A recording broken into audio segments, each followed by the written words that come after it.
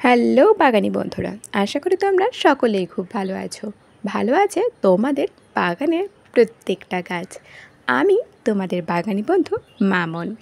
বর্তমানে আমার ছাদ বাগানে নানান রকম জলপদ্ম ফুল ফুটছে। প্রত্যেকটা জলপদ্ম ফুলের গাছ কিন্তু আমারই ছাদ বাগানের টিউবার থেকে তৈরি করা। আমি প্রায় 3 বছর আগে জলপদ্ম ফুলের টিউবার কিনেছিলাম বেশ কয়েক রকম।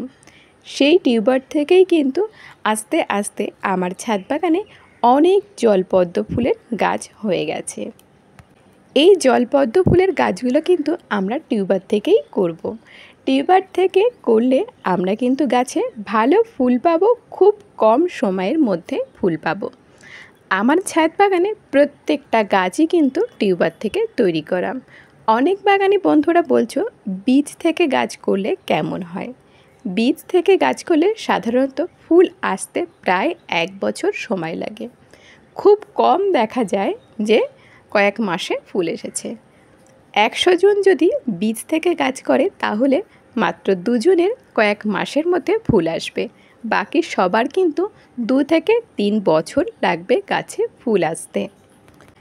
টিউবার থেকে গাছ করলে কিন্তু আমরা 25 দিনের মধ্যেই কুঁড়ির দেখা পেয়ে যাব। আমরা টিউবার থেকে গাছ করলে কিন্তু কোন প্রজাতির কোন রঙের সেটা দেখে কিনতে পারবো।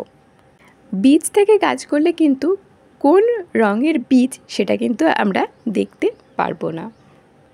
অনেক জলবাগানি বন্ধুরা আছে যারা কিনা জলপদ্ম ফুলের টিউবার সেল করে। তাদের থেকে কিন্তু আমরা খুব সহজেই নানান রকম জলপদ্ম ফুলের টিউবার সংগ্রহ করতে পারি।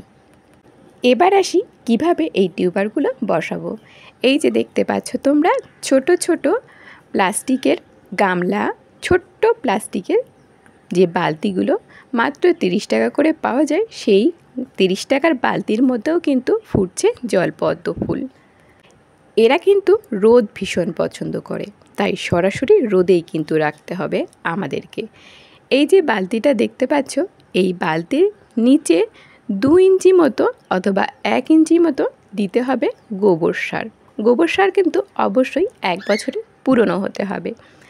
তারপর 1 ইঞ্চি মতো দিতে হবে হাড়ের গুঁড়ো, দিয়ে কিছুটা মাটি দিয়ে দিতে হবে।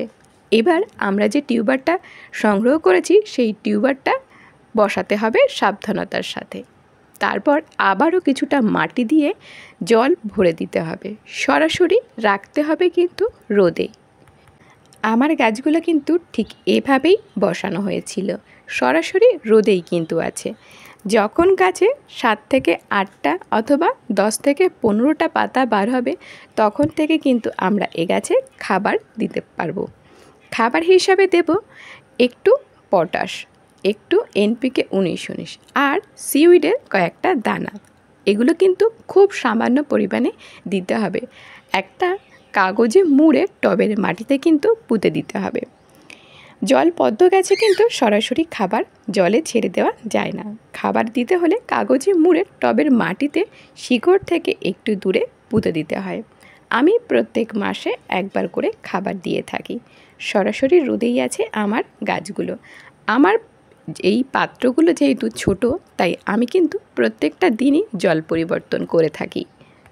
যে গামলাগুলো অনেক বড়, একা একা জল পরিবর্তন করা যায় না, সেগুলো আমি সপ্তাহে একবার অন্তত জল পরিবর্তন করে থাকি। আর প্রত্যেক দিন কিন্তু ওভারফ্লো করে জল দিয়ে থাকি। তাহলে জলও পরিষ্কার থাকে, মশার আক্রমণেরও ভয় কিন্তু থাকে না। আমরা চাইলে এই জলের মধ্যে কিন্তু মাছও ছাড়তে পারি। অনেক বাগানি বন্ধুরা কিন্তু জলের মধ্যে মাছও ছেড়ে রাখে মশার ভয়ে। তবে আমি কিন্তু রোজ জল পরিবর্তন করে থাকি এই ছোটোগুলোতে।